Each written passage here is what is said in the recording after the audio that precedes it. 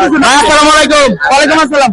আজকে কিন্তু আপনি কারণ একটা পরীক্ষার সম্মুখীন হয়েছেন, কারণ খেলার শুরু থেকে আপনাদের ডিফেন্ডার কিন্তু বেশ একটা চমক দেখাতে পারে নাই, যদিও যার কারণে হাফ টাইমের আগে কিন্তু তারা একটা আপনারা গোল মানে হজম করতে হয়েছে, কিন্তু হাফ টাইমের পরে আপনাদের সব খেলোয়াড় কিন্তু তারা তাদের ফর্মে ফিরে গিয়ে কিন্তু তারা এক এক সমতায় করে আজকে ট্রাইব্রেকারের সম্মুখীন হলেন।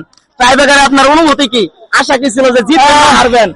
অনুভূতিটা বলে বোঝানো যাবে না। ফার্স্টে আমাদের একটা ডিফেন্ডার ভুলের কারণে আমরা একটা গোল হজম করা লাগছে। হাফ টাইমের আগে আমাদের টিম অনেক বাজে খেলছে, হাফ টাইমের পরে আমাদের টিম অনেক সুন্দর খেলে 1-0 গোল আমরা পিছিয়ে ছিলাম, আর একটা গোল আমরা এক এক সমতায় আমরা খেলায় ফিরছি। এবং কি টাইব্রেকারে চারটে করে শট এসে আমাদের চারটের মধ্যে 4টে শট, ওদের 4টের মধ্যে আমি একটা ঠেকিয়ে দিয়ে আমার টিমকে জিতিয়ে দিছি, এবং কি আমার আইনাল ভাইয়ের মুখে হাসি উঠেছি, এটুকুই।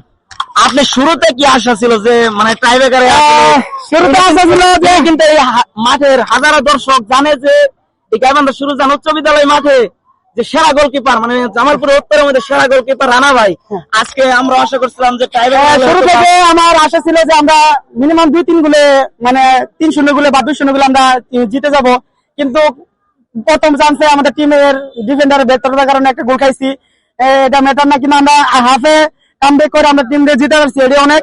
কিন্তু দর্শকের ভালোবাসা এটা বলার নয়, কিন্তু আপনি করে গাইবান্ধার এলাকার পোলাপান ছোট জুনিয়র সিনিয়র সবাই আমার অনেক পছন্দ করে, এবং কি আমার খেলারা অনেক পছন্দ করে। মাঠে আসার আগেই ওরা আমার মন থেকে সাপোর্ট করে, এবং কি বাইরে থেকে হাত তেল দিয়ে আমার উদযাপন করে, আমার কাছে খুব ভালো লাগে। ধন্যবাদ, শুভকামনা রইল। সামনের ম্যাচে ইনশাল্লাহ আরো ভালো পারফর্ম দেখতে পারবো। ইনশাল্লাহ সামনের ম্যাচে অন্যরকম একটা চমক দেখাবো ইনশাল্লাহ।